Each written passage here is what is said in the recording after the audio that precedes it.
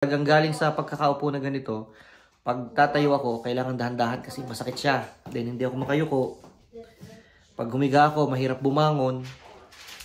Sa mga nagtatrabaho sa mga warehouse or kahit saan mang trabaho, talagang doble, triple ingat talaga. Hindi mo masabi. O isang sablay mo lang talaga, maling hindi mo nagawa o nakalimutan mo or isang pagkakamali lang may kalalagyan talaga. Based sa assessment ni Doc, masyadong limited yung yung mga movements ko.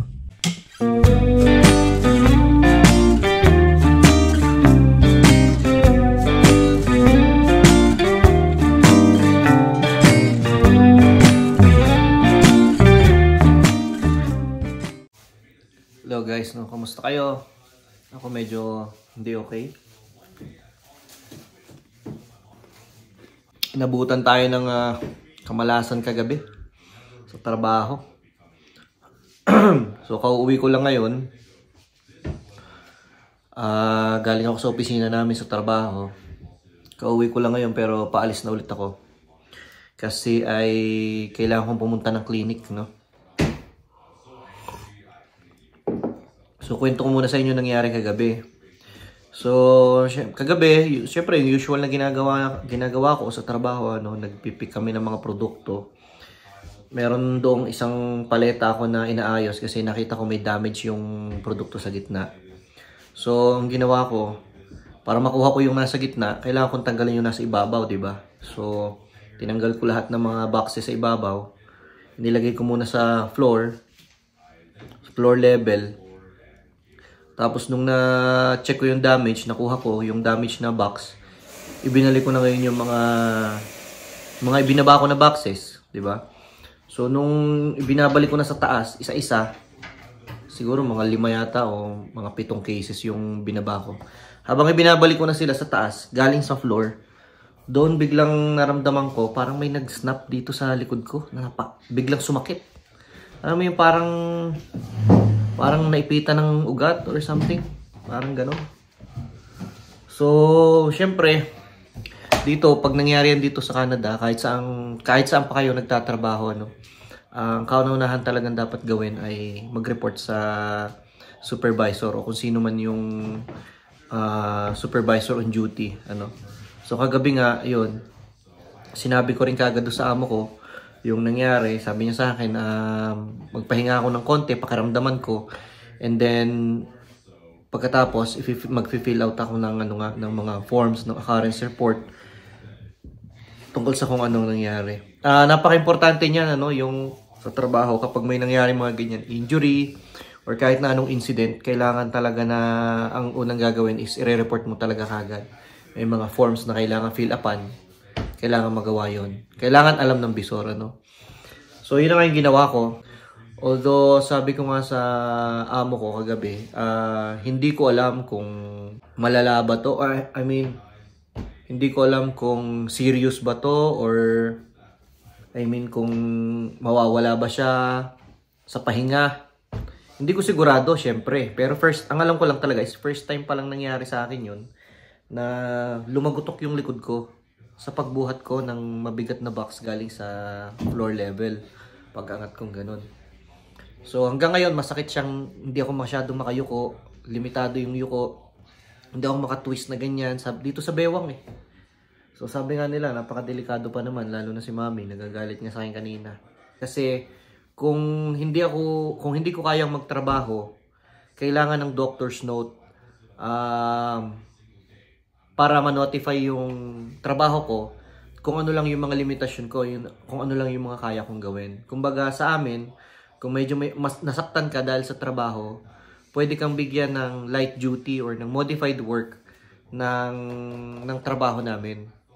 Hindi ko man gusto pero yun na nga ang mangyayari kasi nga kung i-assess ako sa ngayon, talagang hindi ko kayang gawin yung normal na trabaho ko sa ngayon. Ang plano ko nga sana, ipahinga ko lang muna ng 1-2 araw. Kaya nga lang, may problema. Yung kasing WCB. Yung WCB nga pala, ito yung Workers' Compensation Board. Ito yung gobyerno, na nino-notify kapag may mga ganitong pangyayari sa trabaho. Injuries, especially injuries.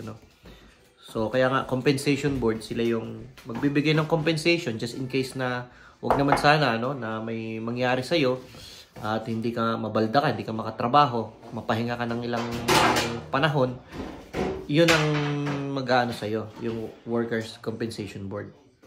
Kaya dapat alam nila. Ang nakalagay sa guidelines, kailangan within 72 hours, ma-forward ng employer yung mga documents papunta sa WCB.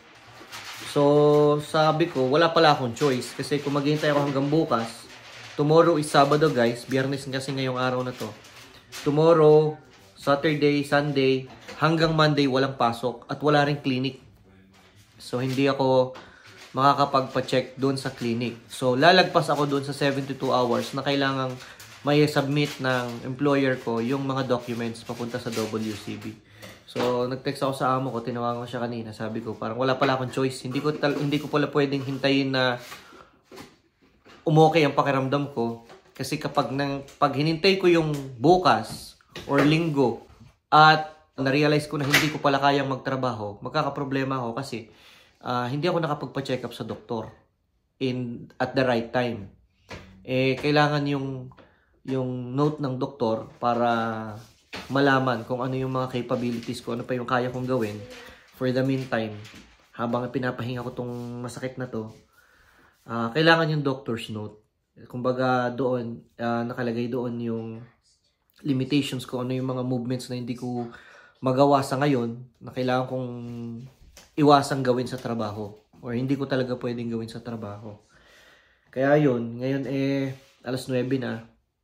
Nakakapag-drive naman ako nakakapag-drive din ako ng forklift, nakakapag-drive ako ng sasakyan, pero talagang galing sa pagkakaupo na ganito, pag tatayo ako, kailangan dahan-dahan kasi masakit siya. Then hindi ako makayuko. Pag humiga ako, mahirap bumangon. Yun talaga. Yun yung mag-twist ang katawan dito sa bewang, hindi ko ma-twist sa ngayon. Although malakas ang pakiramdam ko na makukuha naman to sa pahinga, parang alam niyo yung pakiramdam pag yung sinasabing naipitan ng ugat. Parang ganun siya. At tingin ko sa pahinga makukuha naman to. Na hindi ko kailangang mag-miss ng araw ng pasok or hindi ako makapasok. So yun. Sana maging okay din. Pero yun nga, sabi rin nga ng boss ko, naman nila, wala namang problema sa kanila kung magpa-doktor ka. Ang importante lang talaga sa mga employers guys, bago kayo pumunta sa doktor, alam ng bisor or meron na kayong occurrence report na notify nyo na yung employer nyo bago ka pumunta sa doktor. Kasi magkakaroon ng malaking problema yan dito sa Canada. So yun, since ang employer namin ay nag-o-offer ng modified work, titingnan natin kung ano ang mga kalalabasan. Depende sa assessment sa akin ng doktor mamaya. So samahan nyo lang ako sa clinic mamaya. At yun, balitaan ko na lang kayo sa resulta kung anong mangyayari. Kaya sabi ko nga, pag minamalas ka talaga, nag-iingat naman, kaya lang talagang, ewan ko ba, wala sa sarili. Kamali talaga ako ng buhat doon. Kamali ako ng buhat. Mahirap. Mga nagtatrabaho sa warehouse, ingat-ingat talaga, kailangan. Long weekend pa naman ngayon. Holiday sa sa Monday, kasi yun ay family day. So walang pasok. May mga plano na. Pero sana maging okay yung ko. Makatuloy pa rin kami. Balak sanang mag-swimming, mga bata. Tapos may attend din kaming birthday bukas, Sabado. Sana naman makapunta pa rin naman kami. So, yun nga lang, ganito. Hindi 100% yung nararamdaman kasi may masakit. Sayang ang holiday. Kung sa halip na mag-e-enjoy ngayong weekend, kasi long weekend kami dito sa Canada, kasi nga family day sa Monday, ganito pa yung nangyari sa akin. Pag minamalas-malas ka nga naman, mali ko naman talaga yun. Namin ko naman kasi una, kapag nagbubuhat naman kami talaga, as much as possible, kung halimbawa maglilipat kami ng mga products from isang paleta papunta sa isa, pag nagpipick kami, as much as possible, itinataas namin yung pinagkukuhanan namin at mataas din yung paglalagyan namin para hindi kami yumuyuko. Kaya nga lang, ewan ko, kagabi hindi na ako gumamit kasi nga hindi ko naman ililipat yung mga boxes kasi nga tinanggal ko lang siya para makuha ko yung nasa gitna. Then ibabalik ko rin. Ayun nangyari. Doon ako na-disgrasya. Ay, nako. Dito na ako guys sa Wellpoint Medical Clinic. Dito na rin yung in-advise ng manager ko na ano daw kasi dito medyo maunti yung pila. So papasok na ako doon. Ngayon sandaling upo ko, parang 15 minutes na biyahe, parang masakit dito sa may bandang itaas ng puwet. Ayan guys, ayan, occupational health walk-in clinic. Ito yung entrance niya. May baon pa akong cookies. Nag-bake pa si Jeron bago ako umalis para may baon daw ako. Ito nga naman yung batang. Dito na ako sa loob ng clinic.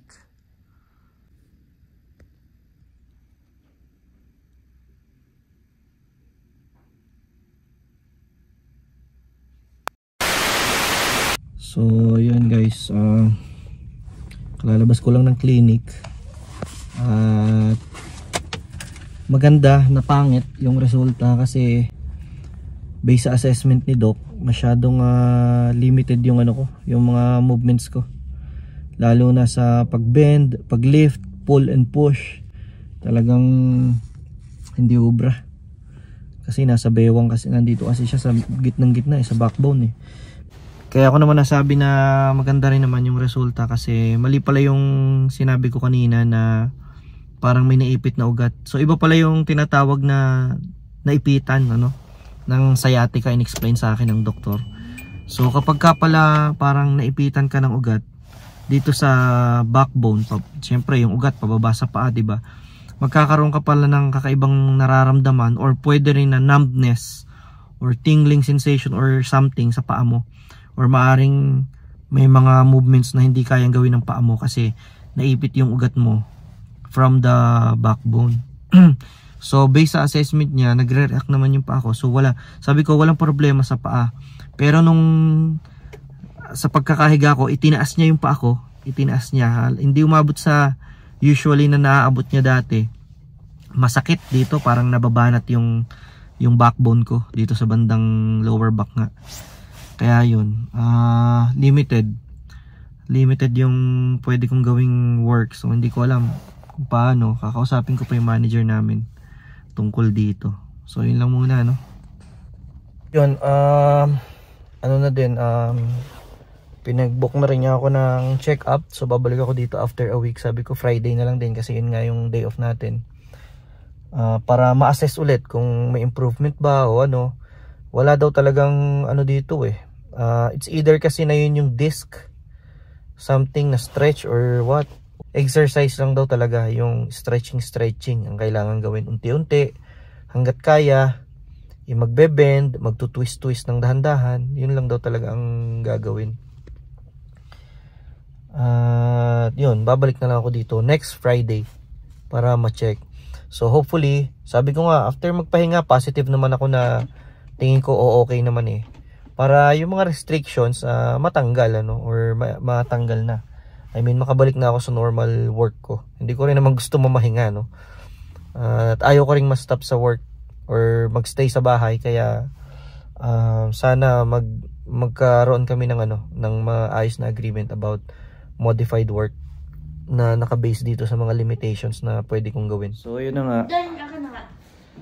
Kaka-uwi ko lang galing sa opisina kasi after kong lumabas sa ha? Opo, thank you. So yun na nga nangyari. You need the egg. Opo, after kong pagkalabas ko doon sa doktor, sa clinic, after kong ma-check, dumiretso na rin ako sa company kasi nga pinorward ko na rin sa manager ko yung mga documents. So ganoon na nga ang kinalabasan dahil sabi ko nga sa inyo kanina, ang daming limitations pagdating sa pwede kong gawin sa trabaho. Nalagay niya na yung mangyayari office boy ako for the next week. At least kahit paano 4 days lang And then next Friday, meron uli akong follow up, check up sa doktor para makita kung ano na yung improvement kumbaga. So, ayun. Wala naman kami naging problema ng manager ko sa pag-uusap kasi sabi ko nga, hindi ko naman ginusto. Mahirap talaga, no? Sa mga mga kapatid, ano? Sa mga nagtatrabaho sa mga warehouse or kahit saan mang, trabaho. Talagang doble, triple ingat talaga. Hindi mo masabi, eh. Kahit na alam mo naman yung mga proper lifting technique, pero isang sablay mo lang talaga, maling hindi mo nagawa o nakalimutan mo or isang pagkakamali lang may kalalagyan talaga. So nung oras na ako nakauwi, ngayon pala ako nakauwi bahay, 1:34 na. So wala pa akong tulog simula kahapon, magto 24 hours na na wala akong tulog. Dahil nga dito sa mga inayos ko. So ayun, ang naging hatol, modified work ang gagawin ko sa company. Sa nights pa rin ako, pero yun nga, hindi ako ina-allow na mag-drive ng forklift. Sabi ko, ang sitting naman ako, pwede naman ako, wag lang sobrang tagal. Kasi yung nararamdaman ko, gaya nung nagmaneho ako pauwi. Pag matagal na akong nakaupo, doon sumasakit na siya. Kaya kailangan talagang tumayo, mag-stretch. Pagka rin tumayo ako na sobrang straight yung katawan, masakit din siya dito sa sa likod. Dito sa may backbone sa dulo talaga. Ang kagandahan nga lang nito, sabi nga ng doktor, hindi naipit yung ugat kasi nagre-react yung paa ko sa lahat ng ginagawa ng doktor eh. Ang hindi ko lang talaga kinaya na napa-aray talaga ako nung pinahiga niya ako tapos itinaas niya yung paa ko hanggang saan yung maaabot ng taas ng paa ko. Na before, kaya ko naman yung maabot hanggang doon pero ngayon, ang sakit doon sa likod, parang nababaltak or nahihila yung masakit sa likod ko. So, yun ang problema. Ay nako, pero pasalamat na lang din ako kasi ganun lang. Sabi nga ng doktor, kailangan lang i-stretch at i-exercise ng dahan-dahan with care. Yun lang talagang sinabi niya sa akin, mag-take ng mga paracetamol, ng anti-inflammatory para maibsan yung sakit tsaka yung pamamaga kasi talagang masakit siya sa ngayon. Kumbaga parang namamaga. Pero thankful pa rin nga na hindi siya sciatic nerve na naipit.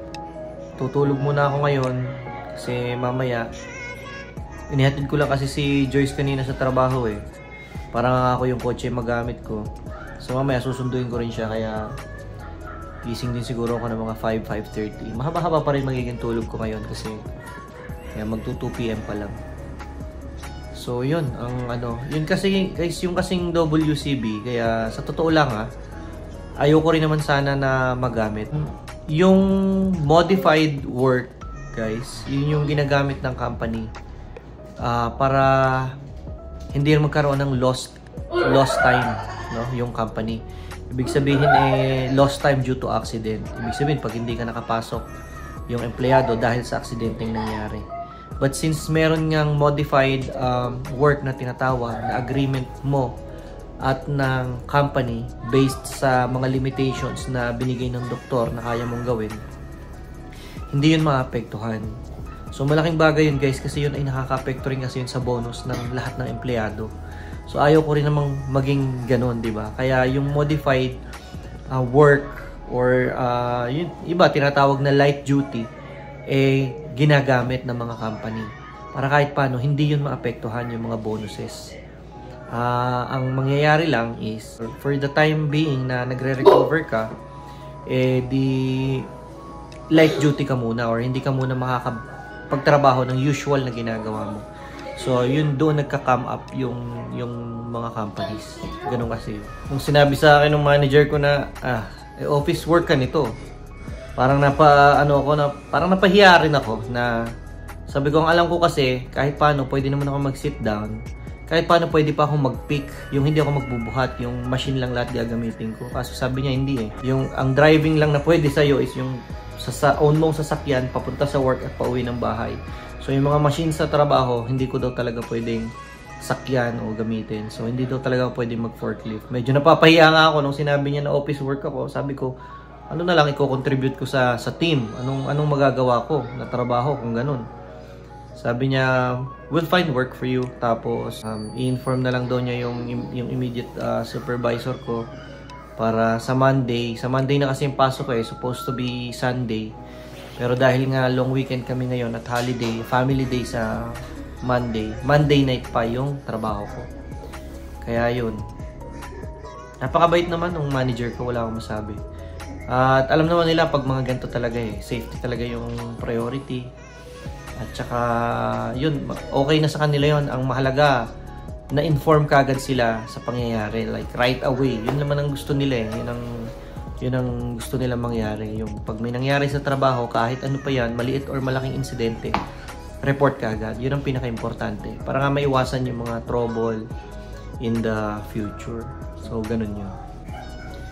So, yun lang guys. At yun talagang advice ko lang sa inyo. Talagang ingat lang talaga. Laging isipin yung safety talaga. Isang pagkakamali lang, lalo na sa mga warehouse nagtatrabaho na ganito, puro buhat. Araw-araw kami nagbubuhat, mabigat, magaan. Talagang pag nagkamali ka, nakalimot ka sa kung paano ang tamang mga technique ng pagbubuhat, talagang posibleng may masamang mangyari. Kaya yun, reminder lang sa inyo lahat dyan. Ingat-ingat po tayo para hindi na kayo magaya sa akin. Hassle din, tsaka masakit ha. Buti nga ganito na lang, at least. Pero kinabahan talaga ako kagabi kasi pagbuhat ko talaga, may narinig talaga ako parang nag-crack o lumagitik dito sa likod ko Buti na nga lang tingin ko naman umu-okay. Yun nga lang, hindi ako pwede matagal nakaupo, hindi ako pwede matagal nakatayo. Tsaka hindi ko may straight yung likod ko ng kagaya dati ng before nagkaganito. Kumbaga, pag ini-straight ko siya ng straight na straight, may nasakit dito. Ganun. Sumasakit siya lagi doon. Ay, nako. Kaya yun guys sana maging lesson to. Ingat tayo sa trabaho. Laging isipin yung safety.